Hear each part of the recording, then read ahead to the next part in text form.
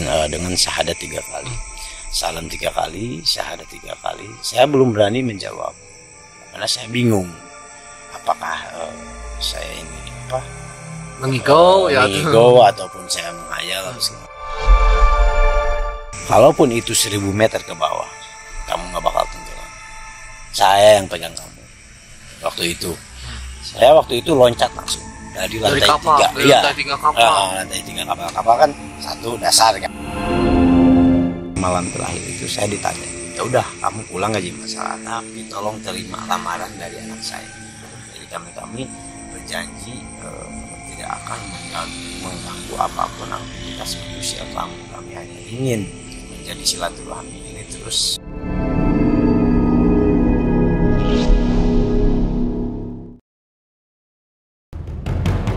Assalamualaikum warahmatullahi wabarakatuh. Alhamdulillah wasyukurillah dulu semua. Apa kabar? Kali ini Tiulul Misteri akan menghadirkan sebuah acara kupas misteri.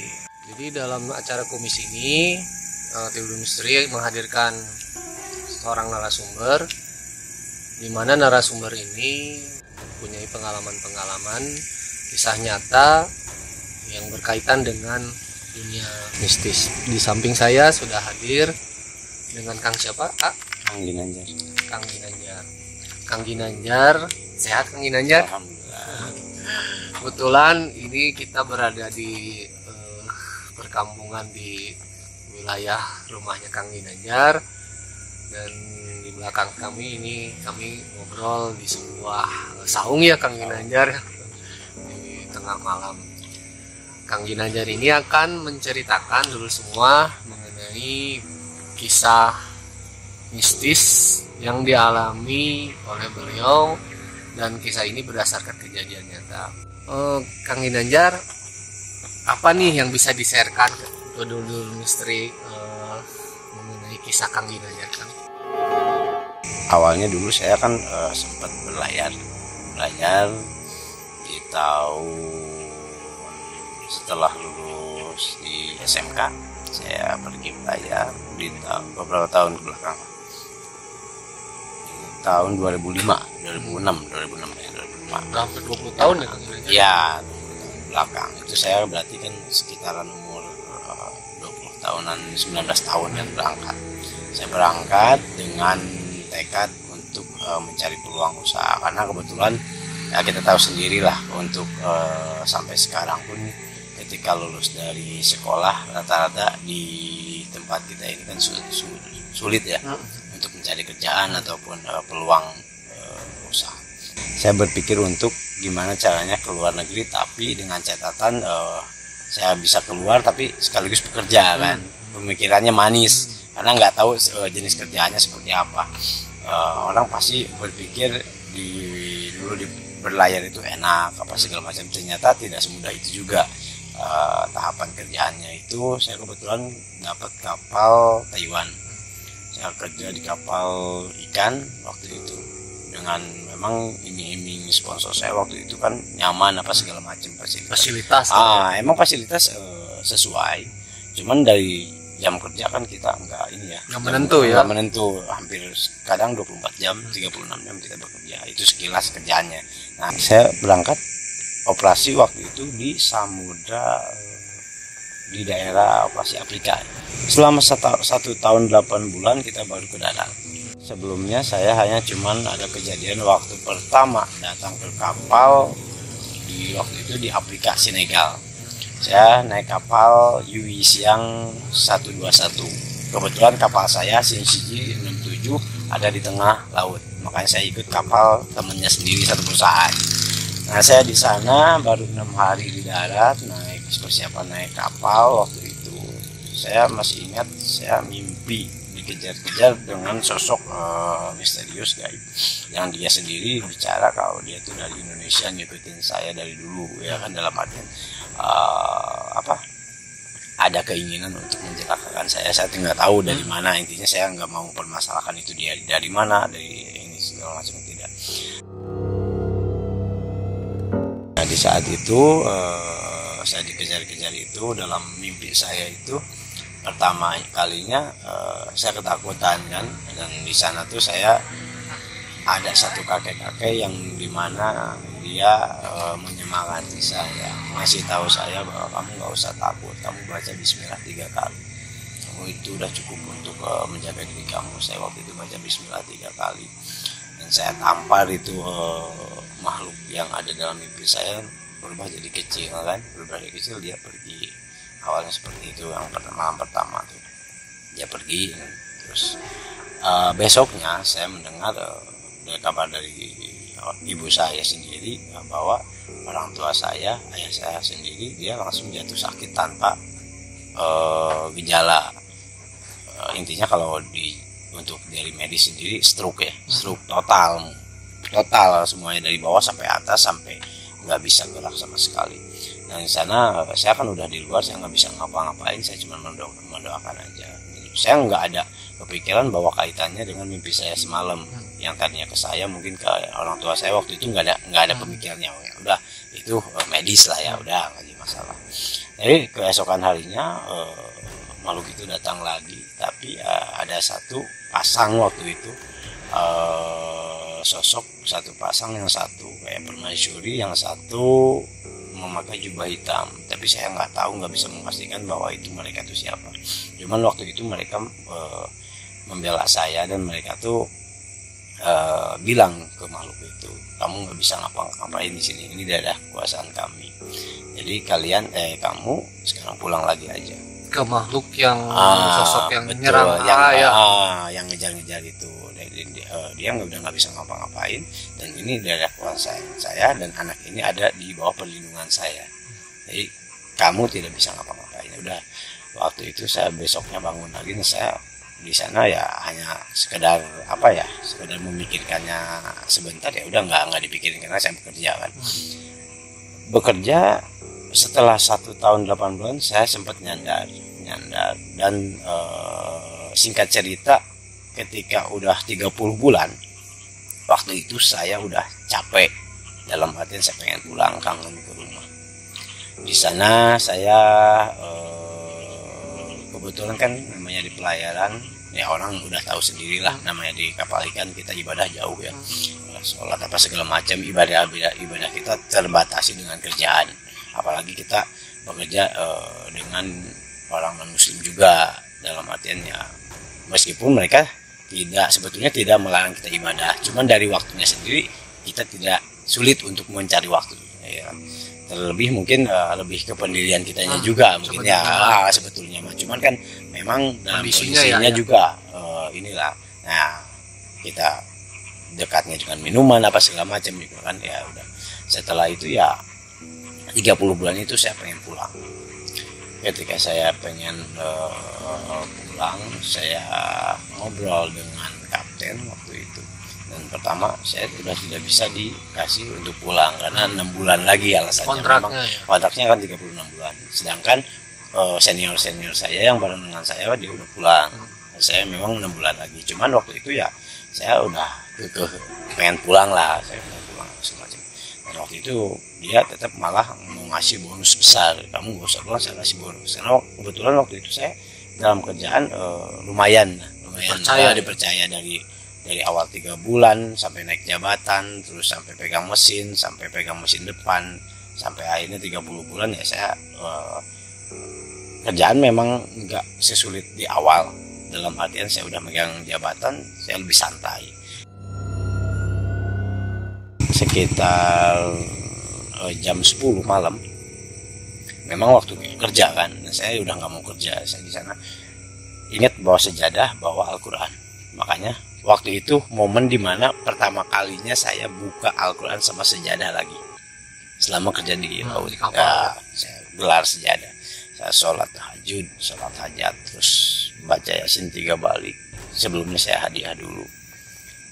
Saya berdoa kepada Allah waktu itu, ya Allah, saya minta kepada Allah untuk menunjukkan jalan saya saat ini. Saya ingin pulang, dan saya yakin kalau memang orang tua ataupun leluhur saya memang diberi keistimewaan sama Allah dulu itu sampai sekarang, dan mereka ditempatkan di tempat yang seharusnya sama Allah, karena keistimewaan mereka. Saya minta pada Allah untuk menunjukkan jalannya bagaimanapun caranya saat ini, gitu kan, bukakan jalannya. Di saat itu saya sudah putus asa kan, setelah baca Yasin, berdoa, ya udah saya tutup. Dan saya pun menyebutkan dan mendoakan mereka semua, gitu kan. Sekilas di sanalah mulai terbuka batin saya. Pertama saya kaget, ya kan, namanya kita nggak ada dasar, kita nggak belajar kan, kita nggak ada kebatinan segala macam. Di sana adalah bisikan salam pertama kali, 3 kali salam, dan dengan syahadat 3 kali, salam 3 kali, syahadat 3 kali. Saya belum berani menjawab karena saya bingung apakah saya ini mengigau ataupun saya menghayal atau segala. Cuman dia akhirnya orang kalau ada yang salam jawab, ya ini saya jawab dong, Waalaikumsalam, dalam hati saya. Dan ternyata ketika saya jawab Waalaikumsalam, itu langsung kontak, nyambung kan. Kamu bahasa Sundanya mana yang balik? Balik. Kamu mau pulang? Kamu mau pulang, intinya kamu pulang. Iya, saya pengen pulang. Dasar kamu pengen pulang apa? Niat kamu pengen kerja dulu apa? Saya pengen kerja kan ya udah, memang harusnya kerja, nggak bisa kita sama orang tua terus. Tapi sekarang kamu mau pulang apa?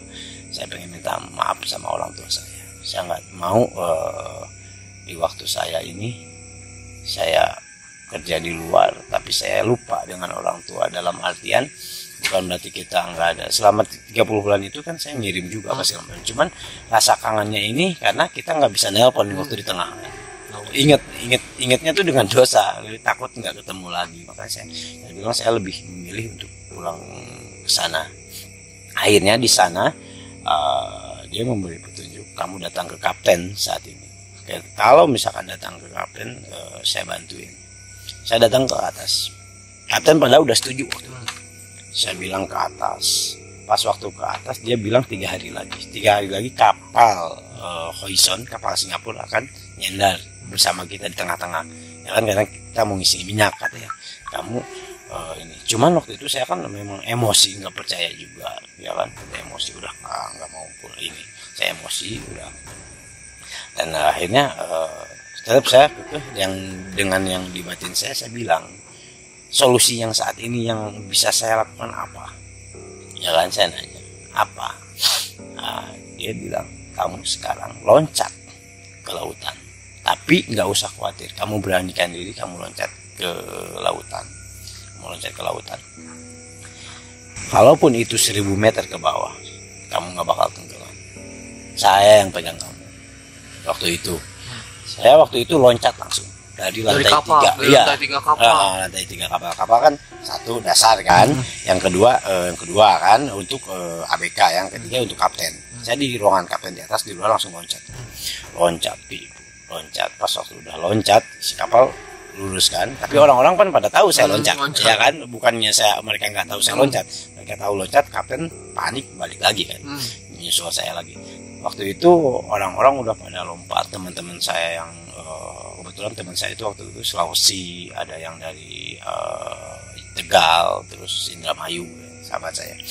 Mereka pakai pelampung dan mereka ngadepin saya, tapi saya cuek aja. Saya karena saya saya bilang nggak perlu, saya juga bisa berenang kan. Saya ngadepin ombak, dan saya nggak takut dengan ombak waktu itu. Saya ke bawah ombak pun saya cuek aja gitu kan, berenang. Saya naik kapal dengan sendirinya, tapi akhirnya 2 hari kemudian setiap detik saya dijagain sama mereka, karena mereka takutnya kita itu aneh gitu, karena takutnya loncat mungkin putus asa. Nah, di sana tuh langsung kapten nelpon dari pihak kapal Horizon itu. Horizon dipanggil yang kapal Singapura itu, besok aja, karena di sini kita mau nganterin orang. Harusnya 2 hari 3 hari kan.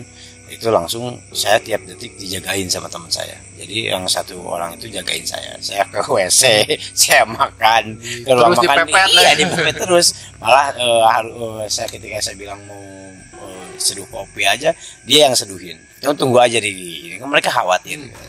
Makanya sampai sekarang saya pengen ketemu sama mereka juga. Baru 1 orang lah yang ada hubungan dengan saya di Facebook lah. Tapi yang lainnya belum. Saya pengen ketemu sama mereka. Nah setelah itu ya saya besoknya berlanjut naik kapal Horizon. Di kapal Horizon, nah yang di batin saya ini masih ada kan, masih ada di sana, tapi saya relax.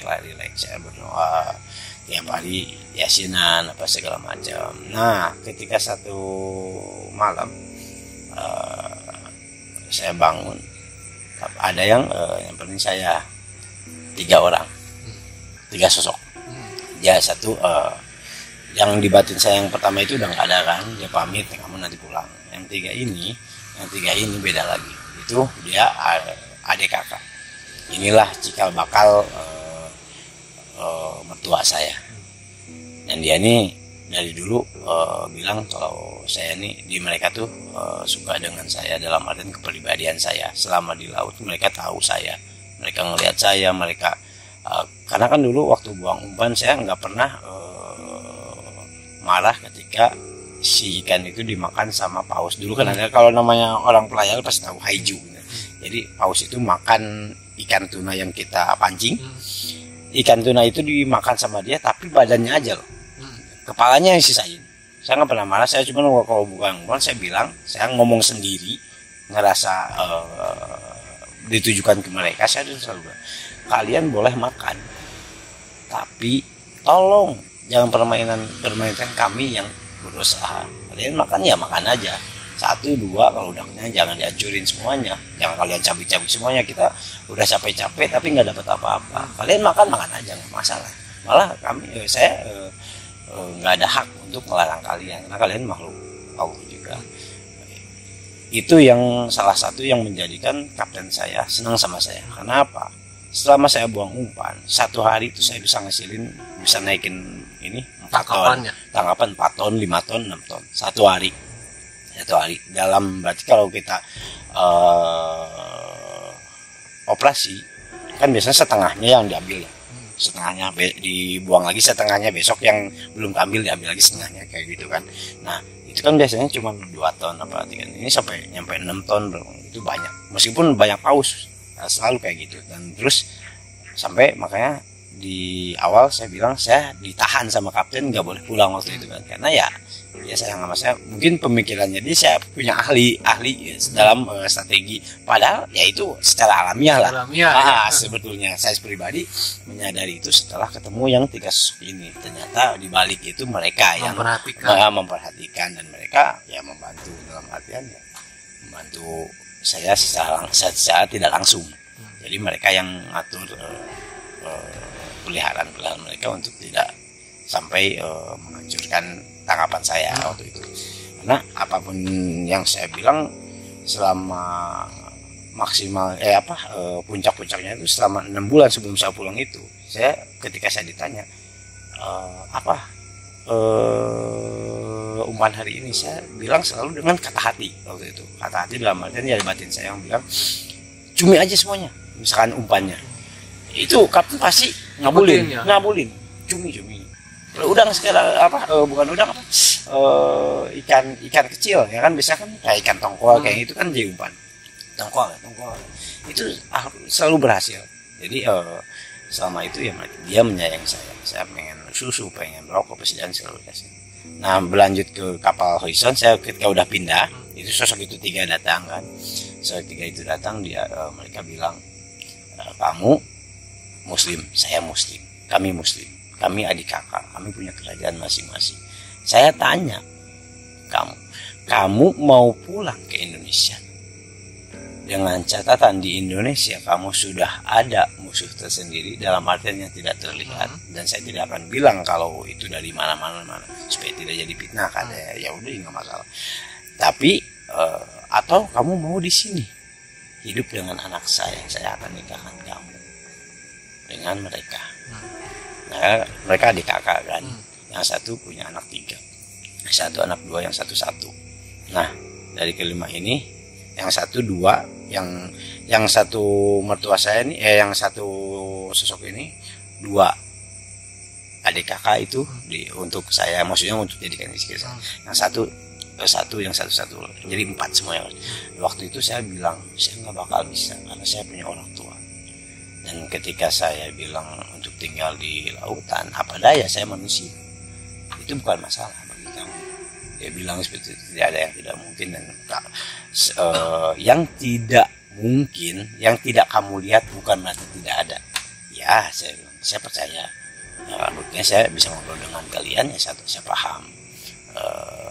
Setelah itu, karena anak-anaknya itu selalu ngikutin saya di kapal Horizon, itu sosoknya bukan lagi dalam mimpi kan, jadi udah wujud. ngewujud itu ngewujud. Mereka datang dengan wujud langsung ya kan. Itu tapi pas malam datang enggak, siang sama juga. Cuman hanya melihat kita gitu. Makanya sejelas kalau dari medis kan otomatis mereka semua orang yang di kapal pun saya kan pasti otomatis psikiater kan. Saya selalu keluar kapal, santai di luar kapal gitu kan. Ya, mereka menemani saya segala macam. Nah di sana tuh akhirnya mereka selalu dikawal kan. Tapi pengawalnya itu bentuknya mewujud, dalam artian bukan wujudnya mereka tapi wujud dewa. Jadi di kapal Horizon itu saya selalu suka ngelihat paus 2 ekor, dan dia bilang itu memang ini bentuknya paus, tapi ketika saya melihat itu mereka ya kayak apa istilahnya, pengawal lah kayak gitu. Cuman mereka dilihat dari luar ya paus gitu, selalu kayak gitu. Saya mungkin karena keseharian saya di sana hampir sebulan ya di kapal Horizon itu untuk ke darat, itu saya akhirnya malam terakhir itu saya ditanya, ya udah kamu pulang aja masalah, tapi tolong terima lamaran dari anak saya. Jadi kami berjanji tidak akan mengganggu apapun aktivitas manusia kamu. Kami hanya ingin menjadi silaturahmi ini terus berkelanjutan, karena kami tahu orang tuamu dari pihak kakekmu, nenekmu bukan orang-orang yang istilahnya ya punya sejarah sendiri. Kami tahu mereka itu salah satu yang terbaiknya. Kami ingin menjalin keluarga bersama cucunya. Akhirnya saya bilang ya saya tidak masalah, tapi dengan hukum agama seperti apa kamu nggak usah khawatir. Kami muslim, kami pun punya guru dalam artian ya kalau di tempat kamu jangan kiai sama gitu. Nah, itu sebenarnya tidak jadi masalah selama tidak menyalahi aturan gitu. Dan dalam artian kami muslim, kamu muslim, dan kami tidak akan membawa kamu ke alam kami ya, dengan catatan ya. Dan satu lagi, kami tidak menginginkan harta tanggung jawab untuk menafkahi harta dari kamu, karena kami sendiri udah punya ya kan. Terus satu lagi, selama kamu ikhlas ridho ya kamu nggak perlu mas kawin yang istilahnya mereka nggak minta apa, hanya ajarkan bismillah pada anak saya. Gitu aja. Akhirnya ya waktu itu saya berpikir panjang, ijab kabul lah. Ijab kabul itu disaksikan bangsa mereka di situ. Bangsa mereka ijab kabul dengan ayahnya, anaknya ada juga. Nah, saya nggak bisa nyebutin satu-satu ya. Nama istri saya waktu itu. Akhirnya ya di sana nyampe ke darat dan saya nggak perlu cerita ya untuk kisah setelah menikah itu ya udah. Nah di sana cuman saya berpikir saya selalu bilang ke mereka, kalian nggak tersiksa ketika punya suami saya.